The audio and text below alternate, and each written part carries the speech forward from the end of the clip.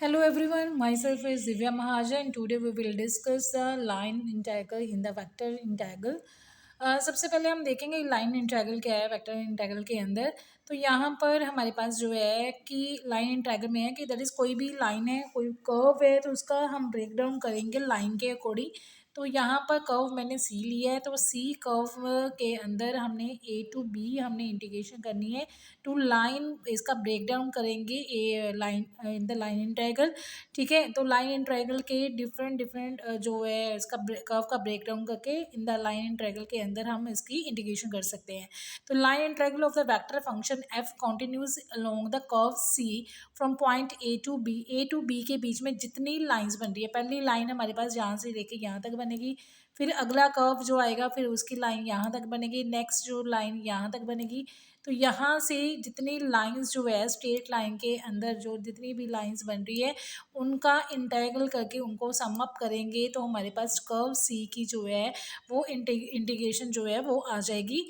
ठीक है, तो यहाँ पर जो है जो ए टू बी हमने इंटीग्रल जो है उसका हमें कर्व सी का निकालना है, तो उसको हम लिखते हैं F vector dot D are vector. तो जो यहाँ पर हमारे पास आर वेक्टर क्या है, एक्स आई कैप वाई जे कैप और जेड के कैप, और डी आर क्या होगा हमारे पास डी एक्स आई कैप डी वाई जे कैप डी जेड के कैप। तो नेक्स्ट जो है हमारे पास लाइन इंटीग्रेशन का ही यूज़ करके हम किसी क्लोज्ड कर्व का भी हम क्या कर सकते हैं, इंटीग्रल सॉल्व कर सकते हैं। तो यहाँ पर जैसे मैंने यहाँ पर मैंने स्क्वायर लिया है ए बी सी और डी। तो यहाँ पर स्क्वायर का सीधी इंटीग्रेशन ना करके हम लाइन में ब्रेक डाउन करके और उनको सम अप करके फिर हम स्क्वायर की इंटीग्रेशन निकाल सकते हैं। पहली लाइन हमारे पास ए टू बी आ जाएगी, सेकेंड लाइन जो होगी हमारे पास B to C, third line D C to D और फोर्थ लाइन जो होगी वो डी से ए आ जाएगी। तो चारों लाइंस का हम अलग अलग से इंटीग्रल सॉल्व करेंगे और लास्ट में सम अप करके हम पूरे स्क्वायर का जो है इंटीग्रेशन जो है वो फाइंड आउट कर सकते हैं। ठीक है, तो यहाँ पर कुछ रिजल्ट जो हैं वो लिखे हैं यहाँ पर मैंने कि अगर एफ वेक्टर जो है हमारे पास जिसकी इंटीग्रेशन करनी है, तो अगर वो इरोटेशनल वेक्टर आ रहा है तो उसकी डॉट प्रोडक्ट आर वेक्टर के साथ क्या होगी, वो हमारे पास ज़ीरो होगी, क्योंकि कर्ल एफ जो है अगर हमारे पास एफ वेक्टर अगर रोटेशनल आता है तो कर्ल एफ हमने लास्ट टॉपिक के अंदर भी किया था, तो कर्ल एफ वो हमेशा हमारे पास ज़ीरो वेक्टर के इक्वल आता है हमारे पास। तो इसके अकॉर्डिंग हमारे पास एफ डॉट आर वेक्टर कितना होगा, हमारे पास ज़ीरो होगा अगर एफ क्या दे रखा है हमारे पास इरोटेशनल वेक्टर दे रखा है। दैट इज़ अगर एफ का कर्ल जो है ज़ीरो के इक्वल आ रहा है तो उसकी integration dot product r vector के साथ हमारे पास ज़ीरो के इक्वल आएगी। तो फर्स्ट क्वेश्चन लेते हैं यहाँ पर हम अलोंग द सी कर्व। तो यहाँ पर इवेलुएट करना हमने है integration of C F dot D R. F function दे रखा है हमारे पास, एफ वेक्टर दे रखा है F five X Y minus six X square I cap plus two Y minus four X into J cap. इन कर्व हमारे पास दे रखा है, कर्व जो है वो एक्स वाई प्लेन के अंदर आ रहा है, that is y equal to कितना दे रखा है हमारे पास एक्स क्यूब, और जो पॉइंट्स लेने हैं हमने वो हमारे पास दे रखे हैं, दैट इज़ ए पॉइंट दे रखा है 1 1 और बी पॉइंट दे रखा हमारे पास 2,8।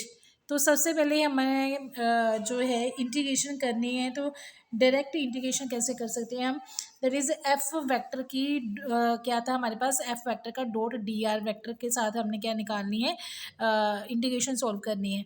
तो यहाँ पर क्या है हमारे पास एफ वेक्टर लिखा है, एफ वेक्टर के बाद डी आर वेक्टर लिखा है, डी आर वेक्टर की हमारे पास जो है वैल्यू क्या होती थी डी एक्स आई कैप डी वाई जे कैप और डी जेड के कैप। दोनों की वैल्यू फिल कर दी एफ की और डी आर वेक्टर की, बीच में डॉट प्रोडक्ट आ रही है, तो डॉट प्रोडक्ट में हमें पता है कि आई को आई के साथ मल्टीप्लाई करवाना है और जे को जे वाले के साथ मल्टीप्लाई करवाना है, और मल्टीप्लाई करवाने के बाद हमारे पास जो फंक्शन बन रहा है वो हमारे पास ये आ रहा है, that is 5xy minus 6x square d x plus 2y minus 4x into d y. अब इस क्वेश्चन को आगे करने के लिए यहाँ से 3 मेथड से क्वेश्चन कर सकते हो। अब देखो हमारे पास लिमिट्स के लिए 2 पॉइंट्स दे रखे हैं आपके पास, एक ए पॉइंट दे रखा है 1 1 और बी पॉइंट दे रखा है हमारे पास 2 8। तो यहाँ पर मेथड कैसे 3 बन जाएंगे, अगर तो सारा क्वेश्चन एक्स में करना है तो वाई की वैल्यू एक्स में कन्वर्ट कर दो और डी वाई की वैल्यू बी जो है वो एक्स में ले आओ, तो सारा क्वेश्चन एक्स में आ जाएगा, तो integration with respect to x कर दो। नहीं तो यहाँ पर आपके पास जो है डी एक्स के अकॉर्डिंग यहाँ पर जिस तरफ डी एक्स के इंटीग्रेशन दे रखी है उसके अंदर सारा क्वेश्चन एक्स में कन्वर्ट कर दो, यहाँ पर डी वाई दे रखा है वहाँ पर सारा क्वेश्चन वाई के अंदर कन्वर्ट कर दो। ये आपके ऊपर डिपेंड करता है कि आपने क्वेश्चन कैसे सोल्व करना है। तो अब वाई की वैल्यू और एक्स की वैल्यू हमने कहाँ से फिल करनी है, जो कर्व की इक्वेशन दे रखी है वहीं से आएंगी, और जो पॉइंट्स दे रखे हैं वहाँ से हमारे पास लिमिट्स आ जाएंगी एक्स और वाई की। अगर y की वैल्यू हमें फिल करनी है तो y के लिए हमें कर्व दे रखा था y equal to x cube, तो यहाँ से डी वाई निकल आएगा, y की डिफरेंशियल किया हमारे पास तो कितना बन गया डी वाई, और एक्स क्यूब का डिफरेंशियल करके हमारे पास कितना बन गया 3x²। ठीक है, ऐसे ही अगर y की लिमिट्स देखें, जो पॉइंट्स गिवन दे रखा है तो y की लिमिट्स आ रही है हमारे पास 1 2 कितना आ रहा है 8 आ रहा है, तो यहाँ पर y की लिमिट्स मैंने लिख दी है। अगर हमने x की वैल्यू फिल करनी है और सारा क्वेश्चन y की फॉर्म में सॉल्व करना है, तो x की वैल्यू यहाँ से जो कर्व दे रखा है वहाँ से निकाल सकते हो। x की वैल्यू क्या आएगी, यहाँ पर x cube equal to y दे रखा है, तो क्यूब दूसरी तरफ जाएगा तो क्यूब रूट बन जाएगा, दैट इज x की वैल्यू जो है y का क्यूब रूट आ गया आपके पास। तो यहाँ से डी एक्स का डिफरेंशियल करोगे तो डी एक्स आ जाएगा, और इधर से y का क्यूब रूट का डिफरेंशियल करोगे 1/3 नीचे आ जाएगी, और y की पावर -2/3 डी वाई आ जाएगा। इधर भी आपके पास डी एक्स आएगा, लिखा नहीं है तो लिख लेना। तो यहाँ पर x की जो लिमिट्स हैं वो हमारे पास पॉइंट्स के अंदर दे रखी है, x की जो लिमिट्स है 1 से लेके हमारे पास 2 तक दे रखी है, तो वो लिमिट्स लिख रही हैं। तो यहाँ पर मैंने आपको क्या बताया था कि क्वेश्चन को करने के 3 मेथड हैं। देखो, सबसे पहला मेथड तो है कि यहाँ पर आपके पास यहाँ पर आपके पास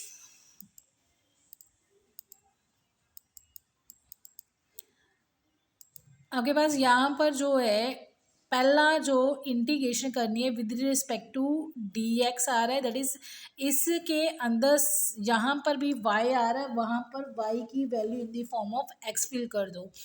ठीक है, और यहाँ पर विद रिस्पेक्ट टू क्या आ रहा है हमारे पास डी वाई आ रहा है, तो यहाँ पर जहाँ पर x आ रहा है उसकी वैल्यू क्या कर दो in the form of y फिल कर दो। तो अगर इसको हम इसी मेथड से चेंज करते हैं, देखो यहाँ पर मैंने डी 5x आ रहा है, 5x एज इट रहने दिया, y की वैल्यू हमारे पास कितनी आ रही थी एक्स क्यूब, तो y की जगह यहाँ पर मैंने एक्स क्यूब फिल कर दिया, 6x माइनस का 6x² as it, d x as it, और यहाँ पर with respect to x integration हो रही है तो यहाँ पर एक्स की लिमिट्स ले ली, एक्स की लिमिट्स हमारे पास कितनी दी थी 1 to 2 दी थी, और दूसरी तरफ हमारे पास जहाँ पर डी वाई आ रहा था वहाँ पर मैंने इंटीग्रेशन करनी विद रिस्पेक्ट टू वाई, तो वाई की लिमिट्स लेंगे, वाई की लिमिट्स हमारे पास 1 to 8 आ रही थी, 2y एज इट माइनस का 4x। अब सारा क्वेश्चन y के अंदर इंटीग्रेशन होगी, y की लिमिट्स ली है तो यहाँ पर जो x है उसकी वैल्यू भी in the form of y फिल करनी है, तो x की वैल्यू हमने ऊपर से निकाली थी कर्व में से, वो कितनी आई थी y की पावर 1/3, वो यहाँ पर फिल हो जाएगी। तो यहाँ पर इस तरफ with respect to x integration कर दो और इस तरफ with respect to y integration कर दो, और दोनों में वैल्यू अपर लिमिट्स और लोअर लिमिट्स क्या कर दो फिल कर दो इंटीग्रेशन करने के बाद, तो हमारे पास जो है वो आंसर बन जाएगा 35। पहला मेथड तो आपके पास ये था। सेकंड मेथड क्या है कि सारा ही क्वेश्चन एक्स में चेंज कर दो। इस तरफ आपके पास जो है 5xy माइनस 6x² dx, यहाँ पर y आ रहा था, यहाँ पर y की तो वैल्यू सीधी फिल हो जाएगी एक्स क्यूब, लेकिन अगर सारा ही क्वेश्चन x में चेंज करना है तो इस तरफ जो है डी वाई की वैल्यू भी क्या करनी पड़ेगी आपको फिल करनी पड़ेगी, तो डी वाई की वैल्यू हमने यहाँ पर निकाली थी इन दी फॉर्म ऑफ x, वो कितना आया था 3x² इंटू डी एक्स आया था, और इस तरफ भी जो y दिया था उसके अंदर भी y की वैल्यू एक्स क्यूब फिल कर सकते हो। तो दूसरा मेथड यहाँ पर ये है कि यहाँ पर y की वैल्यू फिल कर दी, यहाँ पर y की वैल्यू फिल कर दी, और यहाँ पर जो डी वाई था डी वाई की वैल्यू हमने क्या लिख ली 3x² इंटू डी एक्स। अब सारा क्वेश्चन x के अंदर आ रहा है तो यहाँ पर भी जो y की लिमिट्स ना लेके हम क्या लेंगे x की लिमिट्स लेंगे। दूसरा मेथड तो आपके पास जो है मेथड जो है सेकंड जो है वो इस मेथड से क्वेश्चन क्या कर सकते हो सॉल्व कर सकते हो, सारा क्वेश्चन x के अंदर चेंज कर सकते हो। थर्ड मेथड क्या है कि सारा ही क्वेश्चन जो है वो आप y के अंदर जो है वो कन्वर्ट कर सकते हो। अब यहाँ पर इस तरफ आपके पास x आ रहा था तो x की वैल्यू फिल कर दी, y एज इट रहा। यहाँ पर x स्क्वायर आ रहा था तो x स्क्वायर की वैल्यू फिल कर दी। यहाँ पर dx आ रहा था तो यहाँ पर dx की वैल्यू जो है वो वैल्यू फिल कर दी। तो यहाँ पर सारा क्वेश्चन y के अंदर आ रहा है तो यहाँ पर भी लिमिट्स क्या ले ली, y के ले ली, दैट इज़ 1 to 8। और यहाँ से भी आपके पास जो है एक्स क्यूब की वैल्यू फिल कर दी y। बाकी सारा क्वेश्चन जो है था वो ऑलरेडी y के अंदर था तो यहाँ पर जो x की वैल्यू फिल कर दी है y की पावर 1/3। तो सारा क्वेश्चन y के अंदर चेंज हो गया है तो y की ही लिमिट्स देंगे 1 to 8। तो इसको आप खुद सोल्व करके जब आप करोगे पहले सेकंड मेथड के अंदर with respect to x integration करोगे, थर्ड मेथड में with respect to y integration करोगे तो आंसर सेम आपका फर्स्ट मेथड के जैसा ही आएगा 35।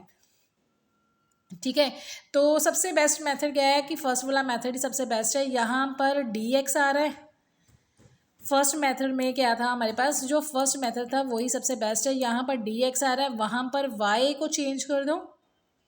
ठीक है, जहाँ जहाँ पर y आ रहा है वहाँ का पर y की वैल्यू फिल कर दो और लिमिट्स x के ले लो। यहाँ पर dy आ रहा है, वहाँ पर x को y के अंदर कन्वर्ट कर दो और लिमिट्स क्या ले लो, y के अंदर ले लो और फर्दर इंटीग्रेशन करके आप आंसर सॉल्व कर सकते हो। तो ये था हमारे पास जो है इंटीग्रेशन जो है सिंगल कर्व जो था, कर्व की इंटीग्रेशन थी a to b कर्व की और इसकी लिमिट्स दे रखी थी, वो सिंपली हम इसको ऐसे सॉल्व कर सकते हैं। अब नेक्स्ट जो क्वेश्चन हम ट्राई करेंगे वो है हमारे पास क्लोज्ड कर्व के ऊपर। पहला कर्व जो लिया था हमने ओपन कर्व था, ठीक है। अब यहाँ पर क्लोज कर्व के लिए हम इंटीग्रेशन करेंगे, लेकिन करेंगे हम with respect with the help of the line integral करेंगे। तो यहाँ पर जो सेकंड क्वेश्चन मैंने लिया है, यहाँ पर इंटीग्रेशन करनी है x square plus x y d x plus x square plus y square d y. और यहाँ पर जो है आपके पास एक्स की लिमिट्स दे रखी है -1 to 1 और वाई की भी लिमिट्स दे रखी है -1 to 1। अब इस क्वेश्चन को भी पिछले मेथड से क्वेश्चन सॉल्व कर सकते हो या फिर आप लाइन इंटीग्रल देख के हिसाब से इस क्वेश्चन को सॉल्व कर सकते हो। पिछले मेथड से भी सॉल्व कर सकते हो, इस मेथड से भी सॉल्व कर सकते हो। अब देखो इस मेथड से क्वेश्चन सॉल्व कैसे करोगे लाइन इंटीग्रल के हिसाब से। तो यहाँ पर आपके पास ना एक रेक्टेंगल बन रही है, तो रेक्टेंगल के अंदर देखो 4 साइड्स आ जाएंगी, a to b, b to c, c to d, d to क्या है आपके पास a। तो चारों लाइंस का इंटीग्रेशन जो है वो सेपरेट सेपरेट आएगा। तो चारों को ऐड कर देंगे तो हमारे पास जो कर्व क्लोज कर्व दे रखा है उसकी इंटीग्रेशन जो है निकल आएगी। अभी आपको ये मेथड जो है लंबा लगेगा, ठीक है, लेंथी लगेगा, लेकिन है इजी। और इसी क्वेश्चन को हम फर्दर जब आगे अगले टॉपिक करेंगे, गॉस डाइवर्जेंस करेंगे या फिर स्टोक्स थ्योरम करेंगे, तो उस मेथड से क्वेश्चन और ज़्यादा छोटा हो जाएगा। सेम क्वेश्चन हम वहाँ पर भी करेंगे with the help of divergence और द स्टोक्स थ्योरम। तो यहाँ पर लाइन इंटीग्रल के हिसाब से करेंगे तो यहाँ पर सबसे पहले हम लेंगे, पहले ए बी के लिए सोल्व करेंगे, फिर बी सी के लिए, फिर सी डी के लिए, फिर डी ए के लिए सोल्व करेंगे और चारों को हम एडअप करेंगे लास्ट में। तो सबसे पहले ए बी के लिए, अब ए बी के लिए पॉइंट्स देखते जाना, यहाँ पर लिमिट्स किसकी लेनी है और किसकी नहीं लेनी। अब देखो ए टू बी जो पॉइंट है उसके अंदर आपने पहले सबसे पहले देखना कि कांस्टेंट वैल्यू कौन सी आ रही है। अगर पॉइंट की बात करें तो वो ए के अंदर एक्स की वैल्यू 1 आ रही है, बी के अंदर एक्स की वैल्यू -1 आ रही है। दैट इज एक्स जो कर रहा है वो क्या कर रहा है, वेरी कर रहा है, ठीक है, चेंज हो रहा है, वेरी कर रहा है। तो हमें क्या देखना है, कांस्टेंट वैल्यू। अब कांस्टेंट वैल्यू जो आ रही है वो किसकी आ रही है, y की जो वैल्यू है वो आपके पास कांस्टेंट में आ रही है। y की वैल्यू जो है वो क्या आ रही है आपके पास, कांस्टेंट के अंदर आ रही है। y पहले a में भी 1 आ रहा है और b के अंदर भी क्या आ रहा है आपके पास 1 ही आ रहा है। तो यहाँ पर y वैल्यू, अगर y कांस्टेंट आ रहा है, y इक्वल टू 1 है, तो उसकी जब हम डिफरेंशियल करेंगे तो dy इक्वल टू कितना हो जाएगा, कांस्टेंट का 0 हो जाएगा। तो यहाँ पर x की जो लिमिट है वेरी कर रही है, तो x लिमिट्स हम जो लेंगे वो क्या लेंगे, हम x की लेंगे। दैट इज x जो वेरी कर रहा है -1 to 1 कर रहा है। तो यहाँ पर जो अब ए बी की इंटीग्रेशन फाइंड आउट करनी है तो उसके लिए हमारे पास जो है लिमिट्स जो आएंगी हमारे पास वो आएंगी +2 लिमिट्स हमेशा ही याद रखना है, नीचे बड़ी लोगे और ऊपर क्या लोगे आप, छोटी लोगे। ठीक है, अपर लिमिट जो है लोअर लिमिट वो बड़ी लेनी है और अपर लिमिट क्या लेनी है, छोटी लेनी है आपने। तो यहाँ पर जो आपके पास एफ, यहाँ पर जो फंक्शन जिसकी इंटीग्रेशन करनी थी वो वैल्यू लिखी है x square plus x y d x plus x square plus y square d y. अभी ऊपर हमने किया था कि वाई क्या आ रहा था, इस लाइन के अंदर कांस्टेंट आ रहा था, उसका डी वाई हमने निकाला था, वो कितना आ रहा था, 0। अब इस डी वाई की वैल्यू जब जहाँ पर आप फिल करोगे तो ये पूरे की पूरी टर्म ही 0 बन जाएगी। तो हमारे पास जो इंटीग्रेशन के लिए टर्म बचेगी वो सिर्फ x square plus x y into d x बचेगा। तो यहाँ पर तो लिमिट डी एक्स आ रहा है, तो विद रिस्पेक्ट टू आपने एक्स ही ले रहे हैं, तो एक्स की लिमिट्स आ जाएगी 1 टू +1 टू -1 आ जाएगी। अब यहाँ पर y आ रहा है तो y की वैल्यू जो है आपको फिल करनी पड़ेगी। और इस लाइन में y की वैल्यू कितनी आ रही थी हमारे पास, कितनी आ रही थी, 1 आ रही थी, कांस्टेंट आ रही थी, वो वैल्यू फिल कर दी आपने। तो यहाँ पर वैल्यू फिल करने के बाद क्या करना है, सिंपली इंटीग्रेशन करनी है विद रिस्पेक्ट टू x, और उसकी वैल्यू कितनी आ रही है हमारे पास, -2/3 आ रहा है।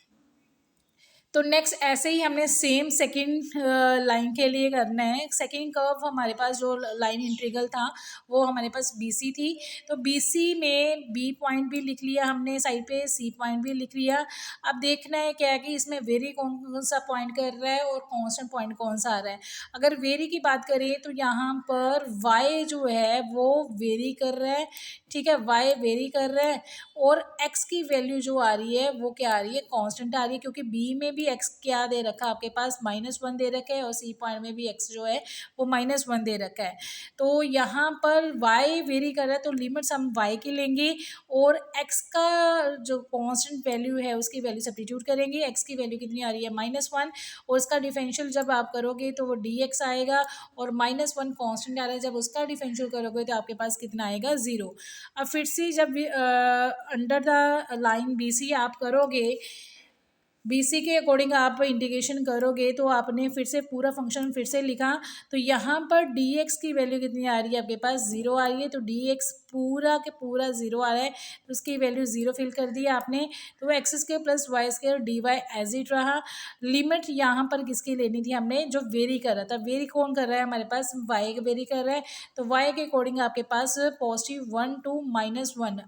एक बार फिर से रिपीट कर रही हूँ, नीचे लिमिट आपने बड़ी लेनी है, ऊपर लिमिट जो है, अपर लिमिट जो है वो छोटी लेनी है। तो +1 से -1 with respect to y integration करना है। अब y की integration with respect to y integration करने के लिए हमें सबसे पहले एक्स स्क्वायर को ख़त्म करना पड़ेगा, और x की जो कांस्टेंट वैल्यू थी वो क्या थी, इस लाइन इंटीग्रल के अंदर x इक्वल टू कितना आ रहा था, -1।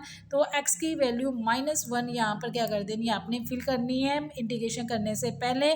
तो -1 का स्क्वायर कितना आ गया, +1। उसके बाद आप with respect to y integration करोगे तो आपके पास इसकी वैल्यू -8 कितना आएगा, 3 आएगा। सेम एज इट हमने लाइन नेक्स्ट लाइन जो है वो हमने निकालनी है अलोंग द लाइन CD, ठीक है।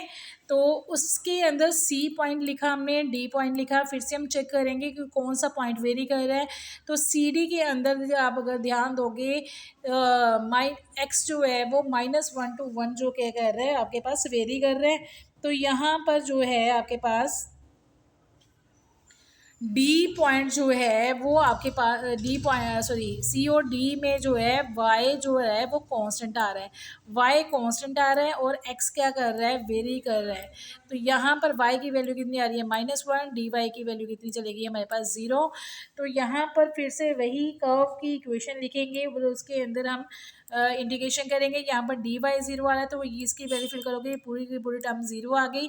और फर्स्ट वाली टर्म के अंदर जब y की वैल्यू कांस्टेंट है, y की वैल्यू कितनी आ रही है हमारे पास, -1, तो वो वैल्यू फिल कर दी। अब हमने अलोंग टू CD करना है, तो CD के अंदर x की जो लिमिट आ रही है वो आपके पास -1 टू 1 आ रही है, जबकि पिछला जो AB लाइन की थी उसके अंदर पहले A पॉइंट लेना है, फिर B पॉइंट लेना है, उसके अंदर x की जो लिमिट्स आ रही थी वो हमारे पास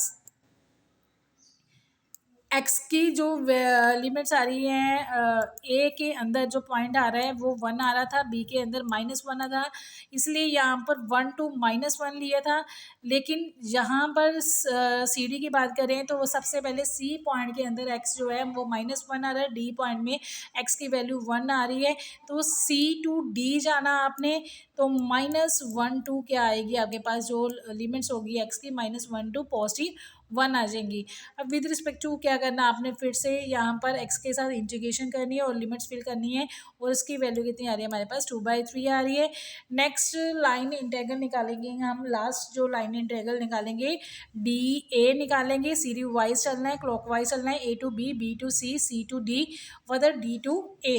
अब डी टू ए जब आप निकालोगे तो यहाँ पर फिर से चेक करोगे कि वेरी कौन कर रहा है। अब वेरी क्या, कौन सी वैल्यू कर रही है आपके पास जो है y की वैल्यू क्या कर रही है, वेरी कर रही है, और x की वैल्यू क्या आ रही है आपके पास, कांस्टेंट आ रही है। तो इसका मीनिंग विद रिस्पेक्ट टू आपने क्या करना है, y के साथ क्या करनी है आपने, इंटीग्रेशन करनी है, और x की जो वैल्यू है x इक्वल टू 1 आ रहा है, उसका जब आप डिफरेंशियल सॉल्व करोगे तो उसकी वैल्यू कांस्टेंट की कितनी आ जाएगी आपके पास, 0। फर्दर जब आप इस लाइन की इंटीग्रेशन के लिए फंक्शन लोगे तो उसके अंदर dx की वैल्यू 0 होने के कारण ये पूरा पहला पार्ट जो है आपके पास फंक्शन जो होगा वो 0 आ गया। और next x square plus y square into d y है, तो यहाँ पर वाई एक्स की वैल्यू 1 फिल करोगे तो 1 का स्क्र 1 ही आ गया। और with respect to y integration करनी है, तो फिर से रिपीट कर रही हूँ, यहाँ पर लिमिट्स जो है वो वाई की डी टू ए लेनी है, डी की में वाई की वैल्यू -1 आ रही है और ए के अंदर आपके पास +1 वैल्यू आ रही है। तो यहाँ पर लिमिट्स जो होंगी वो -1 to 1 होंगी। तो यहाँ पर -1 to 1 से आपने with respect to y integration करनी है, और इंटीग्रेशन जब आप विद रिस्पेक्ट टू वाई करेंगे तब आपके पास जो आंसर आएगा वो आपके पास 8/3 आएगा।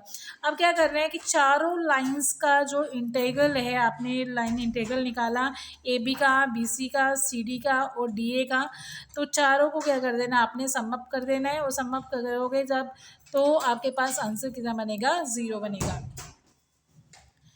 तो लाइन इंटीग्रल में क्या है कि जब भी कोई क्लोज कर्व की हमने इंटीग्रेशन सॉल्व करनी है तो उसको ब्रेक डाउन करना है लाइंस के अंदर, और लाइंस के थ्रू हमने क्या करनी है, इंटीग्रेशन, एक एक लाइन की इंटीग्रेशन करेंगे, और सभी लास्ट में क्या करेंगे, सभी लाइन की इंटीग्रेशन को सम अप करके हम पूरे क्लोज कर्व की इंटीग्रेशन को सॉल्व कर सकते हैं। लेकिन अगर पेपर में अगर एमसीक्यू की बात करें तो एमसीक्यू में जब इस मेथड से कुछ क्वेश्चन सॉल्व करोगे थोड़ा सा लेंथी पड़ जाता है, तो इसमें हम कोशिश करते हैं जब भी क्लोज्ड कर्व आते हैं, फिर से रिपीट वर्ड कर रही हूँ, जब भी क्लोज्ड कर्व आते हैं तो हम कोशिश करते हैं डाइवर्जेंस थ्योरम लगाने के लिए, ठीक है।